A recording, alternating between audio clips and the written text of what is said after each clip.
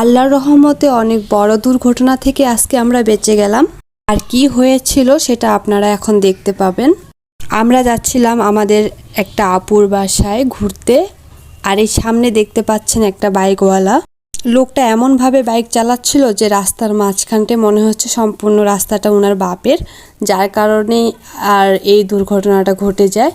আর এখানে দেখতে পাচ্ছেন ওই সামনে থেকে আরেকটা বাইক আসছিল, আর ওখানে ছিল এই ভাইয়াটা অল্পের জন্য বেঁচে গেছে, যার কারণে সিএনজিওয়ালার উপর এত রেগে গেছিল। আর এই সিএনজিওয়ালাটাকে উনি একটা থাপ্পড় দিয়ে দেয়, অনেক রকমের গ্যামজাম করে, চিল্লাহাল্লা করে। আর এখানে আমার ভাতিজা কাঁদতেছিল।